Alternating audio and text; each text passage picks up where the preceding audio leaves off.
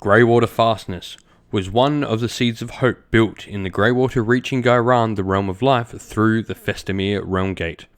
It's a towering stronghold of ironclad walls, roaring furnaces, sorceress wards, and lowering cannon batteries. The city is built upon a vast reserve of Ghyran realmstone that is used to power the growth of the city exponentially. Currently, it is the city that never sleeps, its industry unhalting. To this day, Alariel, the goddess of life, is still trying to retake the city's grounds via raining, fast-growing plants that require fast removal. Its streets are described as narrow rivulets of stone and metal, remnants of a tireless, ever-expanding industry. These streets widen as they approach to great canals that can connect the city with its surrounding marshes. So let's talk about how we can get started with Warhammer Age of Sigmar using the rules for the free city Greywater Fastness. So to start with, Greywater Fastness, as mentioned, is a city of Sigmar, so it uses the Cities of Sigmar Battletome as its main rulebook, and then it is a sub-faction of said rulebook. Greywater Fastness armies have access to all the normal Cities of Sigmar rules, so we do get the access to Stormkeeps, where we can take 1 in 4 of our units as a Stormcast Eternals unit. We get access to empowered endless spells, which means all the endless spells have their empowered by Shaiish, Chamon, etc. rules, meaning things like Emerald Lifeswarm will do D6 heals instead of D3. We also get the General's Adjutant and his Wise Counsel special rule, meaning one of our models that's not the General, that's got 6 wounds or less, gets to be the General's Adjutant, and while they're within 3 inches of the General at the start of a turn, you can roll a dice on a 4+, get an extra command point. We also get the Honoured Retinue and Loyal Shields rules, which Honoured Retinue allows us to pick a unit of 5 to 20 models with a wounds characteristic of less than 6, and this unit gets to have the Shields rule, which when they're near your General, within 3 inches of him, if the General is allocated a wound or mortal wound on a 4+, you can allocate it to the Honoured Retinue instead. These are all the generic city rules, and all the cities have a particular realm they must come from as well. In particular, with Greywater Fastness, we must be from the realm of Ghyran, which I think is one of the most interesting narrative parts of this whole city, that it's the city of industry in this realm of life. It sort of goes against its own realm. Really cool. But let's look at what we get for being Greywater Fastness. First of all, it is artillery and shooting focused. All your shooting units, whether they be artillery or they be troops with guns, are what get benefits from Greywater Fastness. The first of all these benefits we get for being some of the shooting units are Greywater Fastness Ironworld Arsenal units increase the range of all their weapons by 3 inch for all their shooting weapons, that is. In addition, if you're fighting a pitched battle, you can include 1 additional Ironworld Arsenal artillery unit in your army. So this elevates you from taking 4 in, say, a 2,000 point to 5, or 3 potentially in a 1,000 point game. We then get the command ability Salvo Fire, which you can use this command ability in your shooting phase. If you do so, you get to pick 1 friendly Greywater Fastness Free Guild handgunner or a Greywater Fastness Iron Drake unit, hold within 12 inch of the Greywater Fastness hero using said command ability, and add 1 to the hit rolls for that unit. This is particular units that are going to be affected, so we're going to want to definitely make sure we have some handgunners and or Iron Drakes in the army, as they're the ones that get effects. The last bit of rules we get for Greywater Fastness are we get the Rune Law. So in your hero phase, you can pick 1 friendly Greywater Fastness Rune Lord. So once again, this is a very particular model that's getting rules, so you're wanting to include that model in your army. And that model can chant the following prayer in addition to any other prayers on their war scroll. The Rune of Unfaltering Aim. If the prayer is answered, pick 1 friendly Ironworld Arsenal War Machine within 3 inches of this model until the start of your next hero phase. Add 1 to the hit rolls. Cool. There's plenty of bonuses to hit, making our shooting that much more effective. What's cool is it's bonuses to hit, meaning that command abilities using rerolls to hit, rerolls of 1s to hit rather, will get more effect and actually still be useful for the army. We then got some cool command traits. So we got things like the Gormir Ranger, where units holding within your general of a certain range can get run and shoot. You have the Drill Master, who gives out reroll hit rolls of 1 around him, and you have some command point generation there as well. Artifact-wise, we've got a few different cool ones.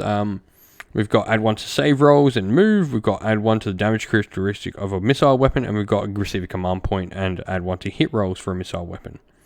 some cool spells, as well as a minus to hit blast, some damage, and also some more damage in various different ways. But for me, this is all about trying to get the most out of your shooting in a Greywater Fastness army. So let's go on and see where we should start off looking to get a Greywater Fastness army. So for me, there's no better place to start with a Greywater Fastness army than go and pick up the Start Collecting Greywater Fastness box set.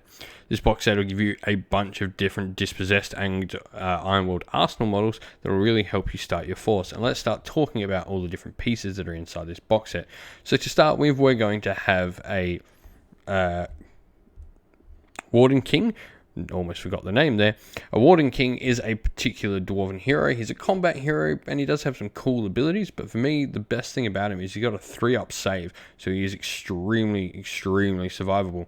He does go around with sort of combat Dwarven units much better, and especially when you start expanding your army more down the line and start looking at getting some combat units to protect your shooting, he's definitely an option worth looking at taking. But he also does have some decent things he does for your army in that he can be survivable, and against similar size characters he generally come out on top because he does have 4 attacks, 3 threes, rend 1, damage d3. The 4 attacks is a little bit more than what most characters of his sort of stature get. He's got some cool abilities like the Oath Stone, where he can sort of plant it, not move, and create some immune to battle shock bubbles for Dispossessed around him. And he's also got Ancestral Grasp, which gives extra attacks, but it is only for combat based units. The other character in this box set is the Cogsmith, and he pretty much heals your war machines for you. He can heal D3 wounds to war machines, and that's really his number one thing he's going to be doing for you, is keeping those war machines in the fight. And you can also add one to hit rolls for attacks made with the model's missile weapons if it's not armed with a Cogax. So he's got some cool different weapon loadouts you can give him to give him some different weapons. He's also got a few cool little weapons. Like he's got D3 shots with his Grudge Raker. They're nothing fantastic, but it's a few extra little splash wounds here and there. You then get one box set of 10 Dispossessed either Iron Breakers or Iron Drakes, and because we're playing Greywater Fastness, I know it's got Iron Breakers shown here, but for me, I really do think Iron Drakes are the way to go. There's a lot of rules, as we've just previously talked about, that do benefit Iron Drakes. So definitely, I think they're the way to go. The last mod you get in this kit is a Gyro Bomber or Gyrocopter. For me, Gyrocopters do a much better job. Their steam gun is amazing and it really helps cover. You've got a lot of rends and a lot of good shots in the army. For Greywater Fastness, you don't have a lot of like horde killing shots, and for me, Gyrocopters can really provide that role for the army. That's definitely the way I would look at building this particular Start Collecting box, and let's look at where we can expand upon it from here. So where do we go to next? So for me, the next unit you should be picking up is, well, the other unit that gets a whole bunch of shooting benefits, and that is 3 good handgunners. This will allow you to play around with both the handgunners and the Iron Drakes and really find out which one you like taking more, or if in fact you do like taking both. For me, Cities of Sigmar is all about mixing up the different races, so I feel like having a unit of handgunners and a unit of Iron Drakes is a really cool thematic way to get your army on the tabletop. But they also do both have various different effects. The Iron Drakes need to be a lot more static, although both units do gain benefits from standing still. The handgunners also have a cool little Hockland long rifle in them, or long rifle as it is now called. Keep using the fantasy name. That can potentially help pick off some characters in your opponent's backfield. It is also worth mentioning that you will get 20 handgunners, almost 20 handgunners for the same cost as like 10 Iron Drakes, with Iron Drakes being 160 points for 10 and handgunners being 100 points for 10. So when you start getting the larger units, it's much cheaper to get those handgunners in a larger block. Next piece I'd start looking at is definitely getting some artillery in the army because, well, why not? We are playing Greywater Fastness, and it's all about the artillery. I've got the Hellstrom Rocket Battery listed here, but you could easily choose to swap it out for the Hellblaster Volley Gun. Both do very different jobs. The Hellstrom Rocket Battery is much less shots, but does have much more devastating impact, while the Hellblaster Volley Gun has a lot more shots with less of a hit, less damage on those shots. Either one is a good option. You'll be able to provide +1 to hit through various sources, as we've mentioned, through the prayers or the command abilities, etc. But definitely, it's just one of the pieces. I think you're playing Greywater Fastness. Why are you not taking artillery? That's what they're all about. They need artillery pieces in their army for me. Next up, we've got the Rune Lord. So talking about all those buffs, one of the pieces you're going to want to pick up, because he gives out a ton of buffs for Greywater Fastness, is the Rune Lord. The Rune Lord just gives you a whole heap of buffs, and especially that runic prayer. He also has some prayers on his war scroll, which can be +1 rend to some weapons as well. So he's a fantastic hero to just go pick up and help buff your force in a bunch of different ways.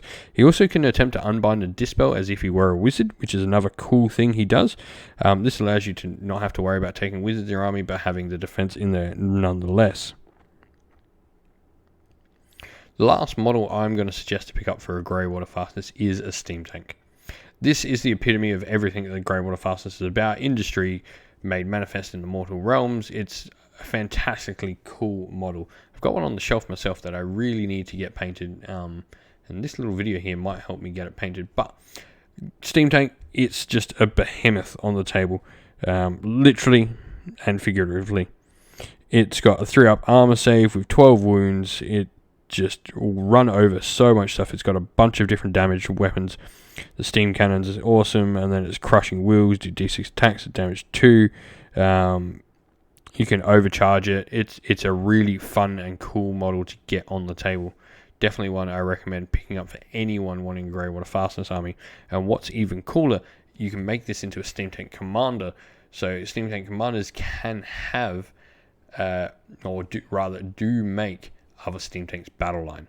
So you can have an army entirely of steam tanks, which I think is just absolutely amazing. But let's look at where we can put this whole force into practice, and we'll look at a little sample army list I've put together for this. In our other unit slots, we're going to have 2 singular units of gyrocopters. We're really going to want to make these units single, because it just allows us to get them across the battlefield. One gyrocopter can do a lot of damage to a horde unit on his own, and we don't really need them paired up. They just don't do as much for us paired up. Separate, meaning our opponent's going to have to target 2 units, meaning it's much harder to take them out. If they're together, their opponent can put a little bit more weight behind his firepower or his combat units and catch them and really do some damage. They really excel at dealing with hordes, with one of their weapons hitting every model in range, though it is rather short range, so you have to be very careful in how you use them. In the behemoth slot, we've got the steam tank. It's just a giant hunk of metal, and it's just going to roll across the table, shooting its cannon, shooting its own steam gun, and hopefully crushing things underneath its tracks. That's its main primary role in the army, is just to be a giant big distraction and a big hunky heart of the army. For artillery, we've gone for the Hellstrom rocket battery. For me, the range on this thing is what makes it amazing. It's going to allow us to hit our opponents where it hurts turn 1 and really force them to come towards your wall of guns. The Hellblaster volley gun is perfectly acceptable as an alternative, though it's much shorter range and it's more going to be part of your gun line than rather something that can hit your opponent when they're a little bit further away. They're both 120 points, so you can easily go whichever way you want to with that. But this is how I've built up a little Greywater Fastness army, and I'd like to know your thoughts on Greywater Fastness down below. Thank you for watching the video, and please don't forget to like the video and subscribe to the channel. If you'd like to come chat with me and other members of our fine community, you can do so by coming and joining our Discord server, which you'll find in the link description of the video. Also, a special shout out to everyone who supports the channel via Patreon. Thank you to our Sinful Guard Militia members Christian Weir, Philip Ward, Soren and Kenny Lowell, and our Free Guild Regiment members James and AJC. Thank you all so much for your support. If you'd like to help support the channel, you can do so by either joining our YouTube members or following the link in the description of the video down below to our Patreon and joining and helping support via Patreon like these fine gentlemen do on screen. Thank you all so much for your support, everyone. Whether you've just liked the video, subscribed to the channel, or you help support the channel on Patreon or YouTube members, thank you all so much. But that's all from us today. Stay safe, everyone. Stay well, and most of all, keep fighting that war against the Grey. Ciao for now.